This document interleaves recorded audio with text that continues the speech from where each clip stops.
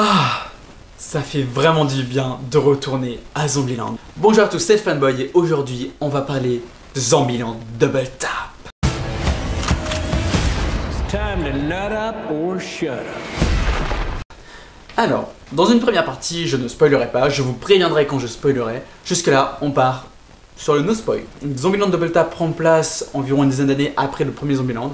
On y retrouve nos héros, voilà, qui sont installés, qui font une petite vie tranquille, qui sont restés tous les quatre. Mais il va y avoir une chose qui va ramener le scénario. En fait, je vais pas trop en dire sur le scénario, donc voilà. En termes de rythme, le film est vraiment rythmé. On a même des scènes d'action qui sont extrêmement bien faites, qui sont vraiment dynamiques. C'est dynamique, certaines sont même bien nerveuses et tout. C'est pas du tout négatif quand je dis ça. C'est vraiment qui sont vraiment dynamiques, nerveuses. On a également une scène avec un plan séquence, mais qui est très bien réalisé. C'est lisible, c'est rythmé, c'est génial quoi. C'est génial. En termes d'humour, on est clairement dans de la comédie. C'est clairement de la comédie avec des zombies, mais comédie. C'est génial. Les humains sont aussi drôles que les zombies. Justement, en parlant d'humains, on va avoir des nouveaux personnages qu'on va voir.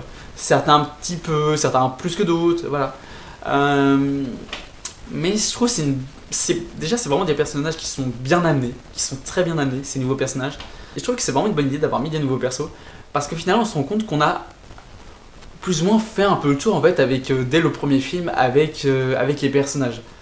Voilà, avec les 4 personnages principaux, donc Little Rock, Tallahassee, Emma Stone, je me souviens plus de son nom, et Columbus, joué par Jesse Eisenberg. Et du coup, on se rend compte qu'on a. En fait, dès le premier film, c'était tellement bien fait. En fait, il était très bien fait le premier film, notamment pour la psychologie, c'était bien développé, toute la psychologie des personnages. Donc, du coup, on se rend compte que voilà, on a un peu fait le tour. Mais donc, du coup, le fait de nous mettre de nouveaux persos, ça va vraiment rendre des choses plus dynamiques, notamment le personnage, je me souviens plus de son nom, mais qui s'affiche ici, qui est juste hyper drôle. Elle peut être pénible pour certains, mais moi vraiment elle m'a fait rire. Je l'ai trouvé plus sanglant et plus gore que le premier, parce que moi dans mes souvenirs vraiment le premier était pas... T'avais un peu de sang, un peu de gore, mais franchement ça allait. Là notamment la scène d'intro elle est... Wow. Mais non, j'ai vraiment trouvé que c'était... c'est vraiment une très bonne suite. On voit vraiment que ça a été travaillé en termes de scénario. En plus, c'est une scène qui a... C'est une suite qui a vraiment mis... On voit vraiment que c'est une suite qui a été travaillée. Ils ont vraiment mis 10 ans pour la faire parce qu'en fait, c'est que le premier Zombieland, il a vraiment bien marché. Et donc du coup, assez rapidement, l'idée d'une suite a été proposée. Et le truc, c'est que ils ont... Un coup, c'était on fait une suite, puis finalement on la fait pas. Il y a également eu le passage à la télé.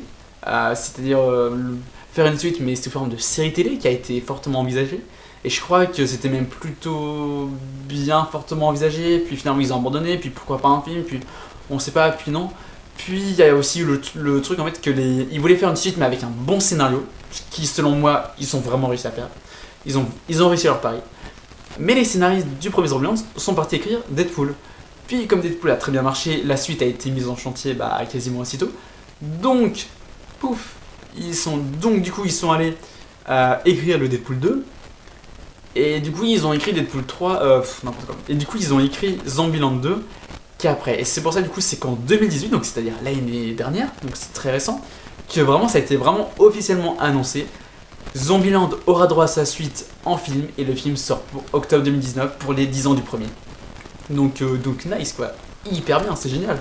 Mais voilà, il fallait vraiment qu'ils réussissent leur suite.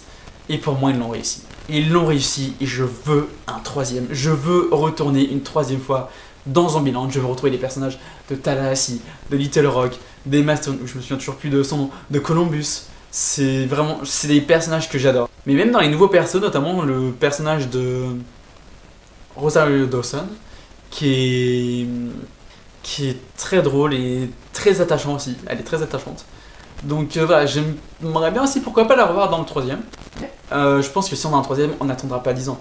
En tout cas, normalement, si tout va bien, on devrait avoir un troisième. Là, le deuxième, il est encore au cinéma et il a dépassé le score box-office mondial du premier. Donc je pense que niveau succès, ça le fait, hein, voilà. Et je sais qu'en tout cas, le réalisateur, donc c'est Ruben Fleischer, je crois. Puis même les acteurs, ils sont partants, ils sont vraiment partants pour revenir dans ce futur apocalyptique. Donc voilà, donc Non, je pense qu'on aura une suite. Enfin, j'espère en tout cas. Enfin, il faut vraiment. J'ai passé un trop bon moment. Il passe tout seul, il est génial. Ah, et si vous l'avez pas vu, restez bien jusqu'à la fin. Il y a 2 scènes post-génériques. Je savais qu'il y avait des scènes post-génériques. Je ne m'attendais pas à ça. Et c'est trop drôle. C'est juste trop drôle. On va passer maintenant en partie spoiler. Et c'est parti. Ok, donc pour les spoilers. Alors, on est vraiment sur une suite déjà qui démarre un peu comme l'ambiance du premier, je trouve, avec voilà, une présentation des zombies, sauf que là où dans le premier, Columbus nous expliquait ces différentes règles, dont notamment le double tap, et oui, c'est pas pour rien qu'ils ont choisi ce titre-là, là il nous explique que les zombies ont évolué, et voilà, donc il y a les Homer, il y a les T800, comme pour Terminator, il y a les ninjas, enfin, c'est hyper drôle, et je trouve que c'est assez original en fait. J'aime bien aussi ce fait que, voilà, donc Jesse Eisenberg reste vraiment en narrateur, mais par voix off, il brise quand même le 4ème mur. Quand on dit briser le 4ème mur, c'est par exemple, c'est des personnages comme Deadpool ou Malcolm aussi, c'est comme si là j'étais dans un film et là je dois parler comme ça. Vous voyez, en gros, c'est vraiment, c'est plus le personnage, enfin si, c'est le personnage acteur qui va se tourner vers la caméra, qui va regarder la caméra dans les yeux et plutôt dans l'objectif, et qui va se mettre à parler au spectateur. Deadpool le fait, Malcolm le fait, il y a d'autres exemples, je les ai pas en tête. Du coup, pas Columbus, puisque Columbus c'est vraiment par voix off. Mais voilà, et notamment il commence par remercier les spectateurs de les avoir choisis pour une suite, pour un film de zombies, avec la concurrence qu'il y a, car le genre de comédie de zombies c'est quand même pas mal développé au cours des dernières années.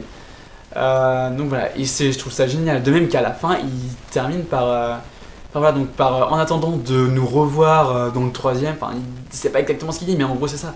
En mode, vraiment, il y a déjà un 3ème en préparation, et c'est ce que je veux, vraiment, je veux un 3ème. Et concernant donc les personnages concernant les nouveaux personnages de Madison, j'ai vraiment cru qu'elle était morte. Et pourtant, on sait tous que l'une des règles les plus importantes du cinéma, c'est quand on ne voit pas la mort, le personnage normalement est en vie. Stranger Things notamment. Donc, du coup, Madison, elle fait une réaction aux fruits à coque, voilà. Mais c'est une réaction allergique vachement violente, non? Non, parce que moi je suis allergique aux fruits à coque aussi. J'ai déjà fait des réactions, j'en ai même fait un paquet. J'ai jamais été en mode zombie comme ça.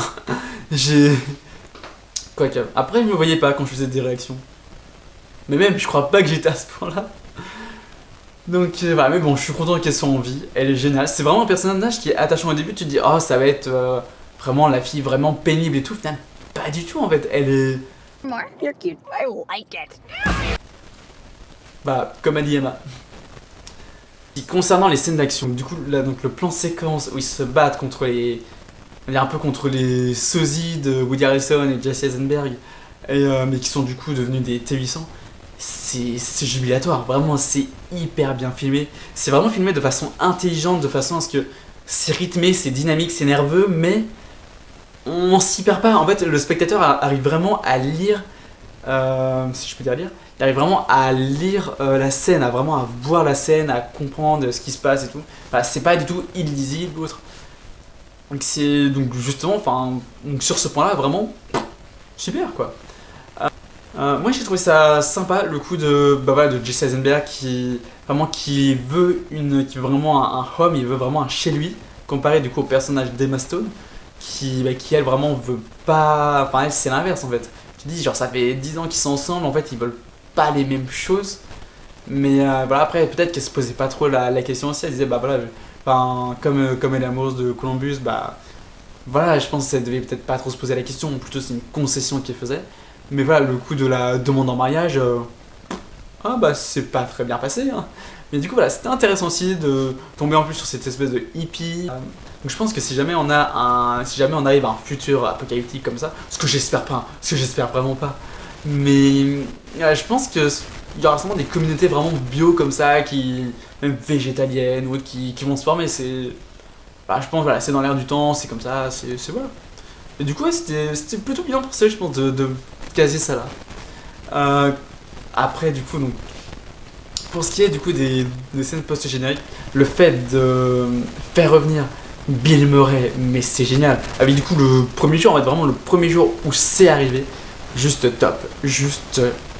C'est hyper drôle et c'est vraiment il se met à dézinguer des zombies comme ça. Enfin, c'est trop drôle, c'est juste génial.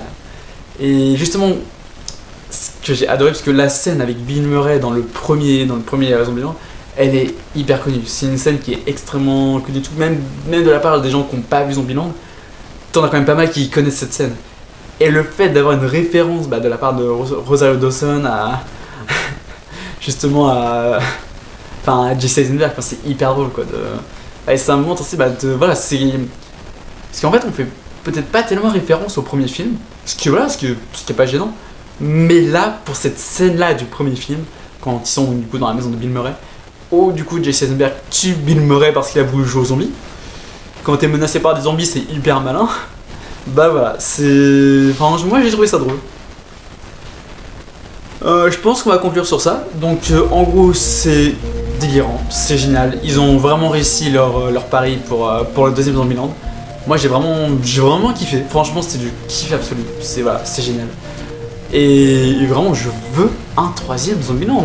Franchement faites-nous un troisième quoi. Bon normalement ça devrait se faire. On n'a pas encore trop d'infos après il est encore en salle, il est encore au cinéma, donc voilà. Mais je pense que peut-être d'ici la fin d'année ou début 2020 on aura des petites infos concernant l'entretien. Mais ouais. En tout cas ouais, je pense que pour moi 2022-2023 plus tard on a le troisième. Donc voilà, je pense que j'ai à peu près dit tout ce que je voulais dire. Et puis on va. Oh, je crois que j'ai la fatigue. En même temps, là, ça fait presque 1 heure que je tourne. Ouais, c'est ça fait presque 1 heure. Donc, c'était Padboy. N'hésitez pas à me dire ce que vous en avez pensé. N'hésitez pas à mettre un petit pouce bleu, à vous abonner. Et je vous dis à bientôt pour des prochaines vidéos.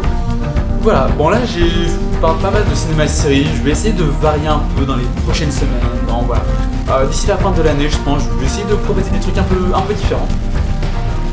Et voilà, à plus.